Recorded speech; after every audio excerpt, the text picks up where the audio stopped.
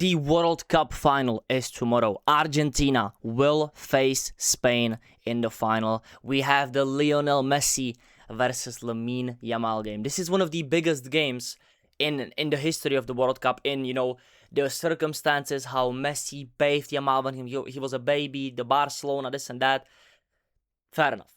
As a Real Madrid fan, this is depression, I'm not gonna lie. And also, one thing I want to say, let me know down below, but has this World Cup gone like this?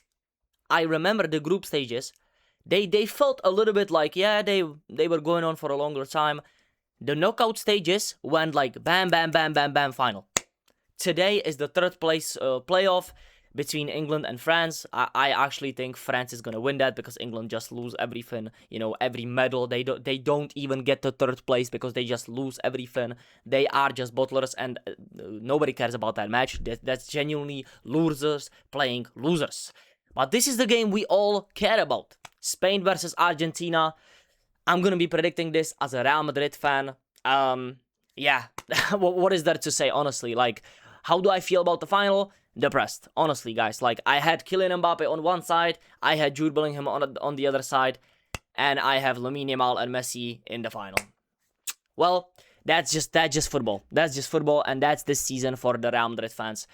Yeah, of course, let me know down below your predictions as well. I'm gonna do a full preview. I'm gonna talk about the game, the predicted lineup, the lineup I think they will both be going out for. We will talk about both the teams, how they have done so far in the knockouts and in the group stages all around the tournament.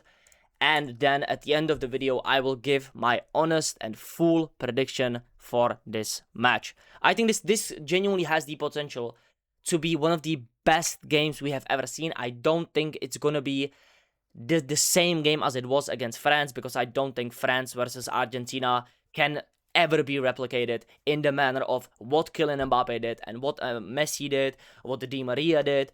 Just everything that happened, Kolo Muani missing that chance, Emi Martinez just saving that, and then it goes to penalties and Messi wins it. It's just not possible that this final will be as good. I just don't think it's possible. And I do think that Spain will be better than France was in that final. And I do also think that Argentina will be a little bit more, conservative. They will be a little bit more scared of Spain, because I do think that Argentina in the final against France they just completely outran them, beat them on every single front in that first half, and that will just not happen against Spain's midfield. I think Spain's midfield will just hold the ball too much in the first 45 minutes, and they just don't concede in the first 45, let's be honest, guys. Now, on the predicted lineups, we have Simon, Cucurella, Laporte, Cubarsí, and Porro. I think this is 100% going to be the starting back four. Unai Simon, I had to hold my hands up once again, because if you are a La Liga fan or if you watch La Liga, for Athletic Bilbao, this guy is an absolutely atrocious keeper, and I don't think he has been sensational in the World Cup. I do think that the defense has been doing most of the work, and the midfield holding the ball so much, having so much possession, that they just don't concede too many chances. That's why he has so many clean sheets, but you have to give some credit. And, a lot of people were saying that he will get benched, or he will not start, and he is here and he's in the World Cup final. So fair enough to him. I still don't think he's the best keeper in this World Cup. Cucurella, one of the most surprising players I think of this tournament for me. We have signed him as Real Madrid. I am over the moon with him. I think he has been sensational. The same for Laporte, Cubarsí, and Porro. Everybody is doing their job. I think Laporte and Cubarsí, what a partnership, honestly. So good on the ball, so good defensively. Even though I think they could have been more tested versus France, and I think if they were more tested, the game could have been a little bit different. But France just didn't have anything, and if they finally got the ball, they just immediately lost it because they gave it to Dembele or Olise, which had an absolute stinker. Now into the midfield, of course, Pedri is not gonna start, in my opinion. I don't think why, De La Fuente would change this triangle of players. Fabian Ruiz and Dani Olmo, Rodri. Rodri basically doesn't lose any battle, any duel, recoveries, just everything. He does it all. On the ball, it's sensational. We know that. Fabian Ruiz, on the other hand, I did underrate a lot in this tournament, because everybody was saying to me, oh yeah, but Fabian Ruiz, he will be this guy off the bench, and that. He will maybe come on and score goals, but that was actually Mikel Merino's role. And when finally Pedri got benched, we have seen Fabian Ruiz quality on the ball in these World Cup games. Because I think in club football, Fabian Ruiz is a little bit of a 50-50. I think for Luis Enrique at PSG now, he's not the guy that he was in the first UCL campaign that they won. But I still think that in the World Cup stage, where the teams are not that crazy tactically, most teams are, going through either on individual brilliance or just full straight up passion, which I think is a lot riding on, Argentina passion and individual brilliance from Lionel Messi. But in this team, I think they are the best tactical team on the international stage, and that's why these players just don't give the ball away that much. Honestly, guys, they hold the ball so well under pressure. They do so many passes. If we just look at the game when France played Spain, we can look at the possession. Wasn't even that crazy for Spain. They still had a little bit more. But if we actually look at, if I could look at the passes. It's still 427 over 395 accurate passes and 502 to 472 passes. And that's because the second half, when, Spain was still winning 2-0, France got so much more of the ball because Spain could have just sat back, and when they got the ball, they just made a few passes, maybe they gave the ball away. But I'm telling you guys, if this game was closer, if the game was 1-0 and Spain needed to hold the ball like 99% of the time, because they didn't need to do that when it was 2-0, I'm telling you, Spain would have had 200 more passes than France. That's how good they are on the ball. And that's what they have shown in these matches especially. Even though they weren't the greatest, I don't think they were especially good against, Portugal. They could have gotten a different result against Belgium as well. But when it's time to hold their result, even if it's a draw, they showed us they can hold a draw for 90 minutes and then somebody will come off the match like Mikel Merino or Oyarzabal, that these guys are not the greatest of players in club football, but they will show up for their country off the bench or, in that penalty decision for Oyarzabal versus France. Now, the attacking lineup, I still don't think is the greatest, honestly. Like, I think Baena just doesn't offer that much of the left wing. I think Williams, if he was fit, he would have started.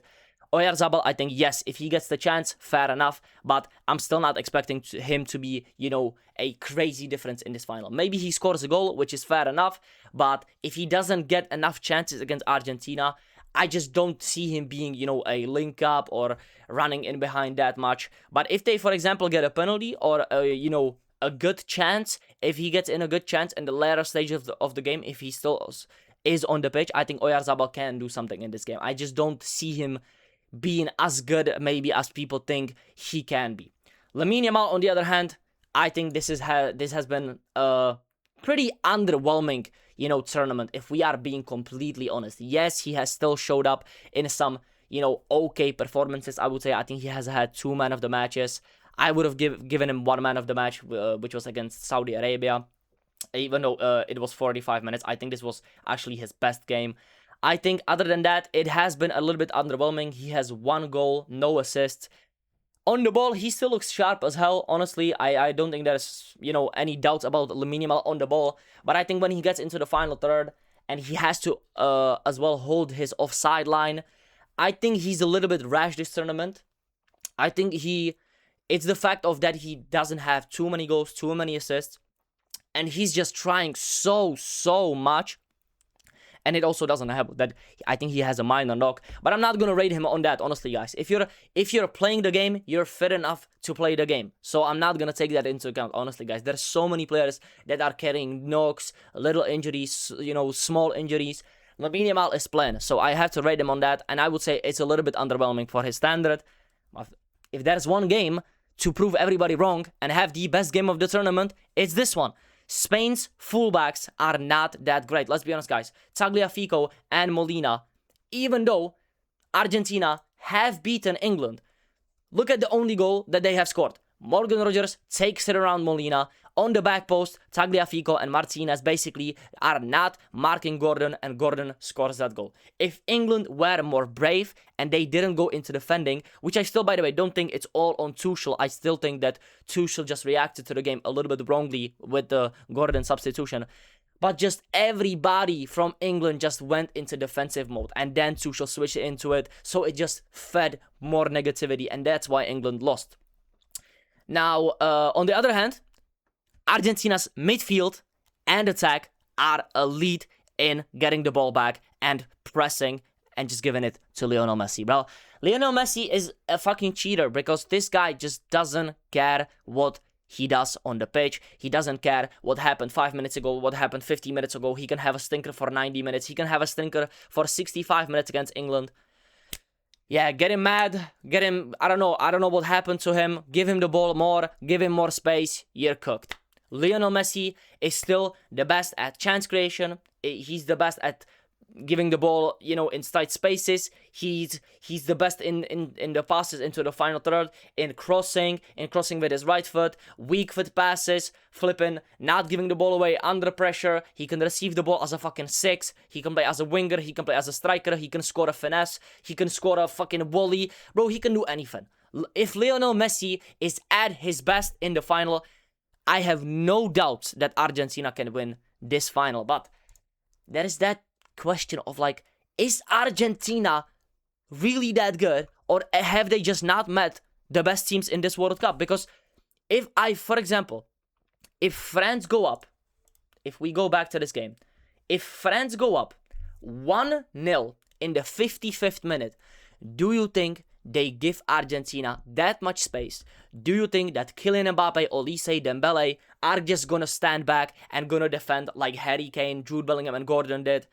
No, that's just not what's gonna happen. And the same, if Spain scored in the 55th minute, I don't think Argentina have an answer for this triangle and these players who can just keep the ball for long amounts of time, and they can just soak up pressure, and they can just hit you with something incredible, like that Olmo pass to Pedro Porro, and basically Pedro Porro had a free shot on goal when it came to the second goal against France, which was a sensational goal. The first goal, yeah, Lamine Yamal does okay, I guess, getting in front of Digne, but at the end of the day, Digne in a semi-final of the World Cup, you have to have better awareness.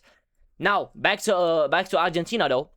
Then you come into it, and what if Argentina are even better mentally, and Messi does even better, the substitutions does even better in the final third? Because if you remember this game, Argentina won this game 2-1, but McAllister had 2 posts. He hit a post with his head on the Messi cross, and then I think it was a deflection, and then he hit another post, and they scored right after that. They could have scored so many more goals. I think that was a crazy header where Pickford just saved it, right under him. There were so many expected goals for Argentina. What was it actually? Expected goals 1.59. And 2 goals of that in football is actually pretty good. And they had 5 shots on target and 15 shots in total. 28 touches in opposition's box. I think this game can be a blockbuster if Argentina score first. If they score first, I think Spain will have to do a lot to come back, and I do think they will come back, and this will be a perfect game if Argentina score first. On the other hand, if Spain score first, you have the situation that England, just couldn't cope with.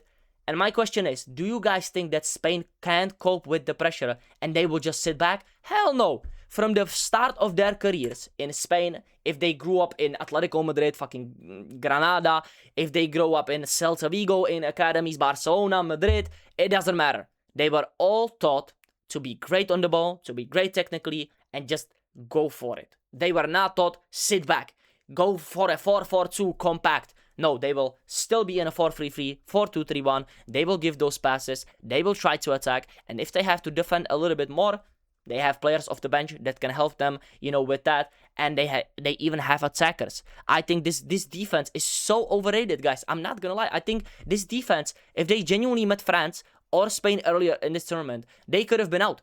They could have also lost to, if we remember, to Egypt and Cape Verde, guys. They conceded 2 goals to Cape Verde and 2 goals to Egypt. And if there is one team that doesn't concede goals, it's Spain. So what does that tell you, guys, honestly? If I'm being completely honest, and I'm looking at this game from a point of view of tactically, on paper, from the players on the pitch, and so far what has happened in this World Cup, Spain should be the favorite. Then again, you have this guy. If Argentina do everything right and give Messi the platform that he needs, the amount of opportunities that he needs. He is still older, so he will have these opportunities, but you can't just give him the ball on the halfway line and expect him to do 50 flipping dribbles per game. He still has to, get the ball in the right areas, like he did, for example, against England. But is that going to be enough against this Spanish team that holds the ball so well and is so good inside spaces and getting the ball to any of these attackers and just finishing? What if they get the penalty again, like they did against France? Because I genuinely don't think that Tagliafico and Molina are the fullbacks that get you through against Cucurella, Baena, Lamine Yamal, and Pedro Porro. And I genuinely think this will be the biggest difference. And Argentina has not faced this type of team this tournament. It's not even close. England, even though I think they have a little bit more, I would say if England have a good chance, they have a way better chance of scoring that chance than Spain. But Spain just looks so comfortable on the ball. They are so well, coached since young years that even if they go one up against Argentina and it's gonna get tough, they are gonna hold the ball more, and I think they will have more chances against Argentina. And I think Argentina will score at least one goal because they just have Messi and they have so much passion. They have so good talent, off the bench. But I think Spain win this final 2-1. Genuinely, it is so unfortunate that I'm saying this. They have so many Barcelona players, but I have always, I how would you say this? I have always, thought with a little bit of my heart, because when I'm predicting Spain versus France, I do genuinely believe that France could have won that game. But it's also a 50-50 game. Anybody could have picked Spain or France. But I picked France because, I have Mbappe there. I have personal, how would you say it? Personal likings to the players. I like some of their players more than the Spanish players. And there is more Real Madrid players there. And the same goes for Jude Bellingham, one of my favorite players for England. Genuinely, if Jude Bellingham wasn't there, I couldn't have cared I couldn't have cared less about that game against Argentina. Now it's a matter of who do I want to win? Argentina, because of the Barcelona players. But my official prediction is going to be 2-1 Spain. And I do think that Lamine Yamal can have a good game against Tagliafico, and that could be the biggest difference, in the England versus Argentina game and Spain-Argentina game, because I genuinely do think that Lamine Yamal is such a good winger on his day, and he does perform in the big games. And even Baena, even though I don't trust him that much, I think Molina.